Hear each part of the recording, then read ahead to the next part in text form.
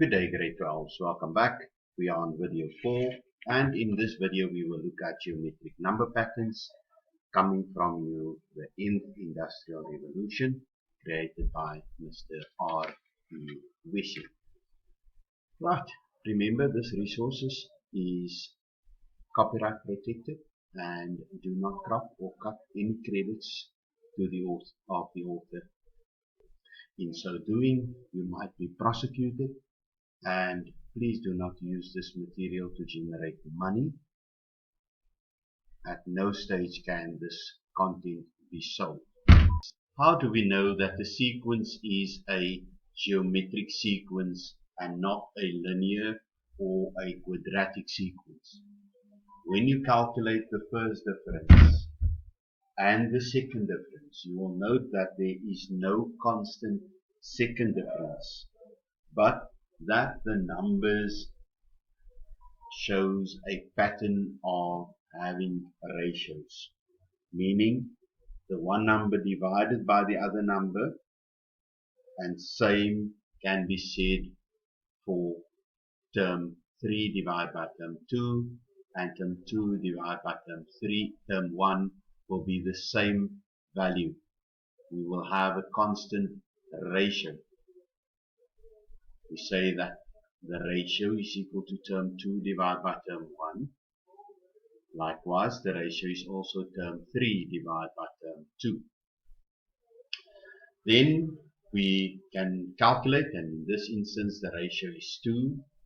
The sequence that we're calculating is geometric, so the standard form for a geometric sequence is given by the formula of T of n is equal to A multiplied with R to the power of n minus 1. This is to calculate the nth term of a geometric sequence. Now our first term here, our A value is 3, our R value is 2. Then all we do, we substitute it in the formula and we get T of n is equal to 3 multiplied with 2 to the power of n minus 1. So say for example you want to calculate the fourth term. You will say all of this, n changes to 4 over there as well as over here. 4 minus 1 is 3, 2 to the power of 3 is 8, 8 multiplied with 3 is then 24. So the next term in the sequence will be 24. I'm quite sure most of you are ready to now calculate the general term of any geometric sequence on your own. Let's see. Calculate the general term for the sequence 10, 20, 40, and it will continue in this way. First thing I need to identify is the A value. What is my A value? My A value is 10. It's the first term of the sequence. Then I must calculate my R. How do I calculate R? Term 3 divided by term 2 and term 2 divided by term 1. And if it's the same, I know we've got a constant ratio. Then we go to the general term. The general term for geometric sequence is T of n is equal to A times R to the power of n minus 1. So what happens now? I must substitute A with 10. I must substitute R with 2. That's correct. And I'm sure most of you had 10 times 2 to the power of n minus 1 as your general term. Remember when we worked with exponents, we said always try to write it in prime base. The prime base for 10 would be 5 multiplied by 2. And since the bases are the same, I may add the exponents. So therefore it becomes 2 to the power of n minus 1 plus 1. Then it can be simplified to be T of n is equal to 5 times 2 to the power of n. This one is commonly given. Prove that this sequence can be given as this. Most learners would get to that point But it's important that we remember that when we worked with exponents, we had to write it in prime base, and this rule we still apply. Right, now I would like you to try one problem solving one. Term 4 of a geometric sequence is 135 and term 2 is 15. There is no negative numbers in the sequence.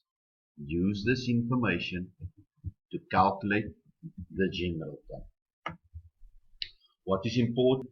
So a few things that a person should be familiar with when we tackle a sum like this. We should know that the general term for geometric sequence is T of n is equal to a times r to the power of n minus 1.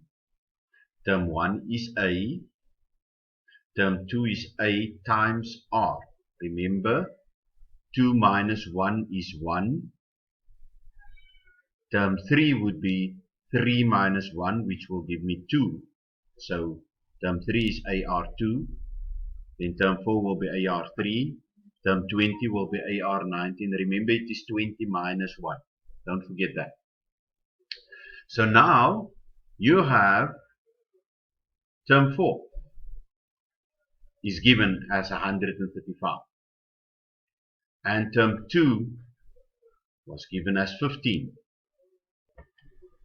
Now, if I should divide term 4 by term 2 in the following manner, a will cancel out a, r will cancel out one of those r's, so I'll be left with r squared. And 135 divided by 15 is 9. Calculate r, I will find the square root of 9, which could potentially be positive or negative 3. We cancel out the negative because there's no negative terms. So we say r is equal to 3. There's no negative terms. Then we take the second term and we say term 2 was a times r, which is 15, but r we've calculated is 3. Divide by 3 on this side, divide by 3 on this side, a is equal to 5. Now that we have r and we have a, we can substitute them into the formula and we will get T of n is equal to 5 times 3 to the power of n minus 1. Thank you for watching this video. If you found it useful, please share with your friends. Do not forget to like, comment and subscribe. Turn on your notifications that you will be alerted to when new content is uploaded. See you in the next video. Thank you and goodbye.